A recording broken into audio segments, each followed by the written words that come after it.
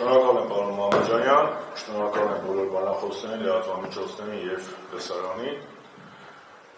Միգուցե այս միջոցառման անհրաժեշտությունը չլիներ, եթե Հայաստանի կառավարիչները սպասարկեն Հայաստանի Հանրապետության ազգային ու պետական շահը և դեկտեմբերի 9-ին նմանատիպ շատ ավելի մեծ միջոցառում կազմակերպեին, այդ թվում նաև միջազգային, ինչ արվում էր մինչև 18 թվականը։ Առնվազն նախագահ Սարգսյանի կառավարման շրջանում նմանատիպ միջոցառումները օրինաչափություն էին։ Ինչ վերաբերում է ձեր հարցին, պարոն Մամեջանյան, պետք է նշեմ, որ Սերժ Սարգսյանի քաղաքականությունը նախաձեռնող էր արտաքին քաղաքականությունը, եւ դա երևում էր ոչ միայն Հայաստան-Թուրքիա առանձնախապայմանների հարաբերությունների հաստատելու ձգտման մեջ, այլ նաև հայոց ցեղասպանության դատապարտումն ու ճանաչումը նոր ավելի մեծ որակական փուլ մտցնելու մեջ։ Ես դրա մասին կխոսեմ։ Իհարկե, երբ որ 2008 թվականին նախագահ Սարգսյանը նախաձեռնեց ֆուտբոլային դիվանագիտությունը, կային նաև ազնիվ մտահոգություններ որոշ քաղաքական եւ ոչ միայն քաղաքական շրջանակների մոտ, մասնավորապես նաև Սփյուռքում, որ հնարավոր է հայոց ցեղասպանության միջազգային դատապարտման գործընթացը կամ դառնի կամ դանդաղի։ Ես ձեզ կարող եմ ասել, որ նախագահ Սարգսյանի եւ Հանրապետական կուսակցության 10 տարվա կառավարումը ապացուցեց մի բան։ Ցեղասպանության միջազգային ճանաչումն ու դատապարտումը ոչ միայն կանգ չառավ, այլ նաև նոր թափ ստացավ, նոր որակ ստացավ, ես դրա մասին կխոսեմ, դա թուրքական ժխտողականության դեմ պայքարն էր, եւ երրորդ նոր որակը դա, այո, դուք շատ ճիշտ նշեցիք, այլ մեր բախտակի ժողովուրդների ցեղասպանությունների ճանաչման ու դատապարտման գործընթացի լոկոմոտիվ լինել էր։ Տեսեք, առաջին իսկ պահից, երբ որ 2009 թվականին հոկտեմբերին Ցյուրիխում ստորագրվում էին հայ-թուրքական պրոտոկոլները, թուրքական դիվանագիտությունը Ահմեդ Դավութօղլուի գլխավորությամբ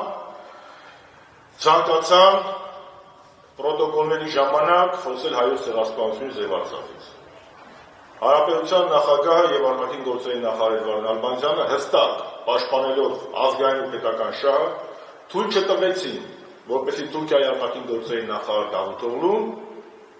թեկուզ մեկ բառ կամ մեկ ստորակետ արտաբերի կամ ցեղասպանության վերաբերյալ Թուրքիայի դիրքորոշման կամ արցախյան բանակցությունների վերաբերյալ, որովհետև հստակ է մեր կարմիր գիծը, որ հայ-թուրքական գործընթացը որևէ կապ չունի արցախյան գործընթացի հետ,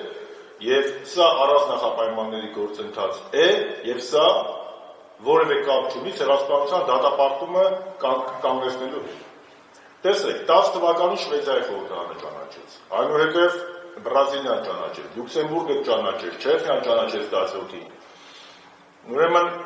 Հռոմի Պապա Ֆրանցիսկոսը պատարագի ժամանակ խոսեց հայոց ցեղասպանության մասին, Եվրոպական խորհրդարանը դրա մասին խոսեց, Հունաստանը հատուկ որոշմամբ հանդես եկավ, ես դրա մասին հերթով կգամ։ Գերմանիան եւ նախագահի մակարդակով եւ Բունդեստագը։ Բայց հիմա ժամանակագրությունը չխախտեմ, հերթով գամ։ Տեսեք, ՄԱԿ-ի 69-րդ նստաշրջանն է, ասամբլեան է, հանդես է գալիս Հայաստանի Հանրապետության նախագահ Սերժ Սարգսյանը։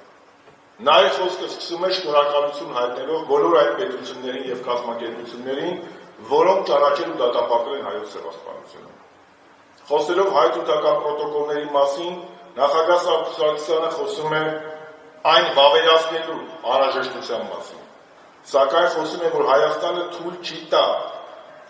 որ որևէ մեկը, այդ ու նաև Թուրքիան, նախապայմաններում շանտաժով խոսի Հայաստանի Հանրապետության հետ։ Դա պետական ու ազգային գործ չի, հստակ վարքագիծ է, եւ խոսելով այդ պրոտոկոլների մասին նա նշեց, եթե Թուրքիան պետք է շանտաժի ենթարկի Հայաստանի Հանրապետությանը կամ ակնկալի, որ մենք հետքայլ կկատարենք հայոց ցեղասպանության ճանաչման գործում, որպեսզի մենք վավերացնենք այդ պրոտոկոլները, ապա, ինչպես ասում է մեր ժողովուրդը, գրողի ծոցը վավերացնենք։ Այդ գրողի ծոցը վավերացնելը դա մեր հայ ժողովրդի, Հայաստանի քաղաքացիների Հայաստան, Սփյուռք, Արցախ եռամիությունության հստակ արձագանքն է։ Սա խոսում էր, որ հանրապետական կառավարումը, հանրապետական իշխանությունը հստակ սպասարկում էր ազգային շահը։ 15 թիվ մենք մտանք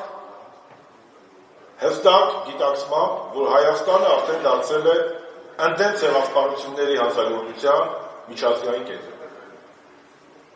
19 թվականի մարտին տեղի ունեցավ Արարատի ստորոտին միջազգային մեդիա ֆորումը, որտեղ մասնակցում էին աշխարհի 150 առաջադեմ լրատվամիջոցների լրագրողներ։ Անունն էլ պատահական չէր, Արարատի ստորոտին։ Այսօրվա կառավարիչները հրաժարվում են Արարատի խորհրդից, հրաժարվում են Արարատից, իսկ Սերժ Սարգսյանի ու Հանրապետականի կառավարման շրջանում նույնիսկ մեդիա ֆորումները միջազգային հստակ ունեին մեսիջներ Արարատի ստորոտին։ Արարատը բիբլիական լեռ է եւ Արարատը խորհրդանշում է մարդկության եւ հայ ազգի վերածնունդը։ Եվ Արարատի ստորոտին նշանակում էր, որ ցեղասպանությունից հետո կա վերածնունդ։ Բայց վերածնունդի համար պետք է որպեսզի միջազգային հանրությունը դատապարտի այդ ցեղասպանությունները։ Այնուհետև եղավ մարտի 24-ը։ Ինչ է մարտի 24-ը։ Մարտի 24-ը Հայաստանի Հանրապետության պարլամենտը Հանրապետական կուսակցության նախաձեռնությամբ պատիվ եմ ունեցել լինելու այդ հարցի հիմնական զեկուցողը ճանաչել է Օսմանյան և Քեմալական Թուրքիայում Պոնտոսի հույների և ասորիների ցեղասպանությունը։ Այսինքն Հայաստանի Հանրապետությունը Հանրապետական կուսակցության նախագահ Սարգսյանի կառավարման շրջանում ոչ միայն հետամուտ է լինում դատապարտելու հայոց ցեղասպանությունը, այլ նաև դատապարտում էր այս ժողովրդների նկատմամբ իրականացված ոճրագործությունները։ Եվ ի պատիվ այդ գումարման խորհրդարանի, 5-րդ գումարման խորհրդարանի եւ ի պատիվ բոլոր խմբակցությունների, որովհետեւ Հանրապետական կուսակցության եւ մեր նախաձեռնությանը միացան առանց բացառության բոլոր խմբակցությունները եւ խմբակցություններում չընդգրկված պատգամավորները, միաձայն 118 ձայնով դատապարտվեց Պոնտոսի հույների եւ ասորիների ցեղասպանությունը Օսմանյանին եւ Քեմալական Թուրքիայում։ Առաջ ասնելով ասեմ, որ մեր խորհրդարանը Հանրապետական իշխանության կառավարման խորհրդարան, երբ որ Հանրապետական ուներ մեծամասնություն, դատապարտել է նաեւ իսլամական պետության կողմից եզդի եղբայր ժողովրդի նկատմամբ իրականացված ցեղասպանությունը։ Եվ Հայաստանը այն երկրներից է, որը դատապարտել է Մերձավոր Արևելքում իսլամական պետության կողմից եզդիների նկատմամբ իրականացված ցեղասպանությունը։ Գալիս է արդեն 15 թվական ապրիլ։ Կազմակերպվում է միջազգային մեծ գլոբալ ֆորում։ Կարծում եմ պարոն Զաքարյանը դրա մասին կխոսի, որովհետև գլոբալ ֆորումի ակտիվ նախաձեռնողներից եւ կազմակերպիչներից մեկը պարոն Զաքարյանն է։ Այնտեղ էլի կարմիր գծով գնում է ընդդեմ ցեղասպանությունների դատապարտման այդ գիծը։ 24-ին ապրիլի 24-ին Հայաստան են գալիս հարյուրավոր երկրների պատվիրակներ։ Դա ցեղասպանության 100-րդ տարելիցն էր։ Երևանում էին գտնվում ՄԱԿ-ի անվտանգության խորհրդի 5 անդամների զեկույցի ղեկավարները՝ Ռուսաստանի Դաշնության նախագահ Վլադիմիր Պուտինը եւ Ֆրանսիայի նախագահ Ֆրանսուଆ Օլանդը։ Բազմաթիվ տասնյակ երկրներ մասնակցում են խորհրդարանի ղեկավարների մակարդակով։ Սա խոսում է այն փաստի մասին, որ Սերժ Սարգսյանի նախաձեռնող պետականամետ քաղաքականությունը տալիս է իր պտուղները։ Հայաստանի ձայնը ոչ միայն լսելի էր, այլ Հայաստանը նաև քաղաքականություն էր թելադրում ոչ միայն տարածաշրջանում, այլ նաև աշխարհում։ Համեմատության համար ասեմ, այդ նույն օր ապրիլի 24-ին Թուրքիայում Էրդողանի գլխավորությամբ կազմակերպված էր Գալիպոլի ճակատավարտի 100-րդ տարեդարձին նվիրված միջոցառումներ։ Միատեսեք մասնակիցների կազմը Դիցերնակաբերդում եւ մասնակիցների կազմն ու ռանգը Թուրքիայում։ Համեմատության համար ասեմ, Գալիպոլիում Թուրքիայում Ռուսաստանը ներկայացնում է Պետդումայի ղեկավարը, իսկ Դիցերնակաբերդում Երևանում նույն օրը Ռուսաստանը ներկայացված էր իր նախագահ Վլադիմիր Պուտինով։ Սա խոսում էր Հայաստանի գործոն լինելու եւ միջազգային բարձր հեղինակություն ունենալու մասին եւ մեր քաղաքականությունը ընկալելու մասին։ Խորհրդարանական մակարդակով բազմաթիվ գործողություններ են իրականացրել։ Բազմաթիվ իմ նախաձեռնությամբ Լատվիայում, Լիտվայում,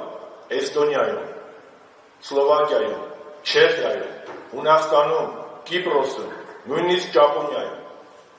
եւ Սանկտ Պետերբուրգի SNG-ի կենտրոնակայանում պարլամենտական։ Տվյալ երկրների պարլամենտականների հետ միասին կազմակերպվել են Ցեղասպանության թանգարանի ցուցանմուշների ցուցադրություն։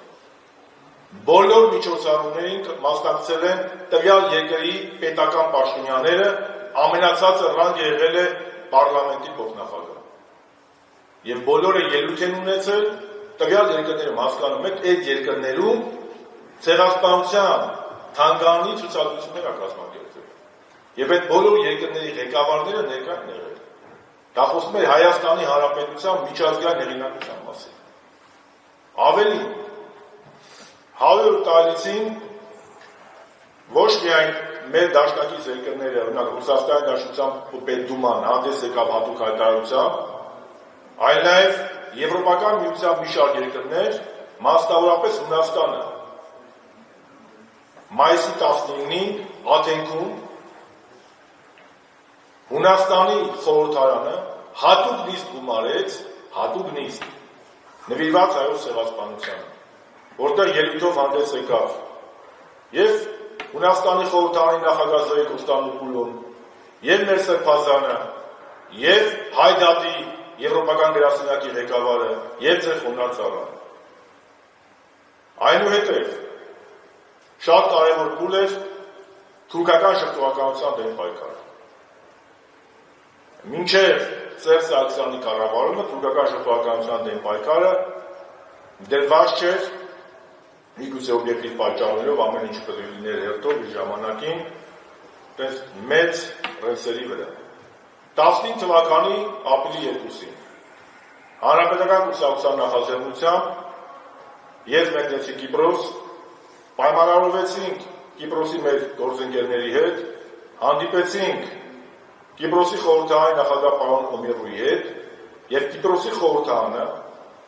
15 թվականի ապրիլի 2-ին հատուկ նիստով դատապարտեց թուրքական շփոթվածությունը, քրեականացրեց Կիպրոսի տարածքում, Եվրամիության անդամ երկիր Կիպրոսի տարածքում քրեականացված է հայոց ցեղասպանության շփոթվածությունը։ Նույնը հաջորդ տարի տեղի ունեցավ Ֆրանսիայում։ Իմի դրելով այս ամենը, ուզում եմ հստակ նշել, որ ֆուտբոլային դիվանագիտության ժամանակաշրջանում հայոց ցեղասպանության դատապարտումը ոչ միայն չնահանջեց, այլ նոր թափ ստացավ։ Սերժ Սարգսյանի իշխանության ժամանակաշրջանում Հանրապետական կուսակցության իշխանության տարիներին ոչ միայն բազմաթիվ երկրներ ու միջազգային կառույցներ ճանաչեցին հայոց ցեղասպանությունը, այլ նաև Հայաստանը դարձավ ընդդեմ ցեղասպանությունների միջազգային շարժման առաջամարտիկ երկիր, ինքը նախ դատապարտելով այս ժողովրդի նկատմամբ ցեղասպանությունները, զորօրինակ հույների ասորների ցեղասպանությունը Թուրքիայում եւ եզիդների ցեղասպանությունը Մերձավոր Արևելքում իսլամական պետության կողմից։ Եվ մյուս կարևոր որակական փոփոխությունը, որ մենք չսահմանապատվեցինք միայն ցեղասպանության դատապարտումով, այլ քայլեր սկսեցինք կատարել հայոց ցեղասպանությունը ժխտելը քրեականացնելու ուղղությամբ։ Դրա վարվետարությունը եւ Կիպրոսի խորհրդարանի օրինագիծներ եւ Ֆրանսիայի խորհրդարանը։ Եզրափակելով խոսքս ուզում եմ ներկայացնել Հայաստանի երրորդ նախագահ, Հայաստանի Հանրապետական կուսակցության նախագահ Սերժ Սարգսյանի ելույթից մի հատված, որը նա նշեց խոսեց Նյու Յորքում ՄԱԿ-ի 72-րդ գագաթնաժողովում ասամբլեայում։ Նա ասեց. 18 թվական մենք մտնելու ենք առանց այս չարաբաստիկ արձանագրությունների, որովհետև այդ արձանագրությունները Թուրքիան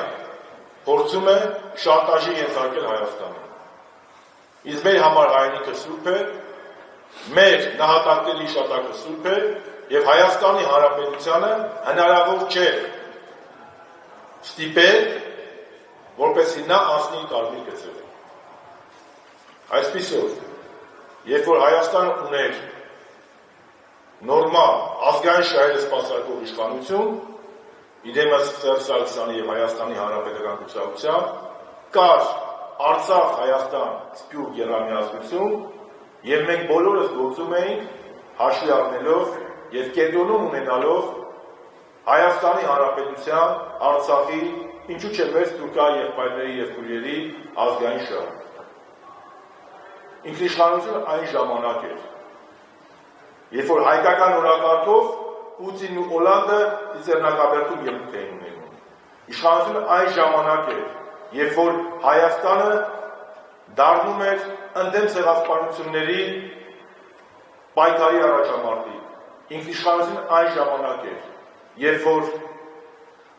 Հայաստանի պատվիրակները լինում էին տարբեր երկրներում, Թուրքիայի ու Ադրբեջանի դեսպանները գիշերները չէին գնում։ Ինքնիշխանություն, անկախություն, այն ժամանակ ա եղել։ Դժբախտաբար այսօրվա ուրացման քաղաքականությունը հանգեցնում է նրան, որ մենք, եթե նմանատիպ այս դժոխային իրավիճակը շարունակվի, հստակ քայլերով գնալու ենք դեպի վիլայեթացման կամ ադրբեջանացման։ Եվ դրա համար է այս միջոցառումը նաև, որպեսզի ոչ միայն Հայաստանում, այլ նաև և մեր բարեկամ, և մեր դաշնակից, և մեր ոչ բարեկամ երկրներում տեսնեն, որ Հայաստանում կան քաղաքական ուժեր, կան քաղաքացիական ու հասարակական ինտելեկտուալ շրջանակներ, կան քաղաքացիներ, որոնց համար, ինչպես պարոն Մելքոնյանը նշեց, ընդդեմ մարդկության հոշագործությունները ժամանակ չեն ճանաչում։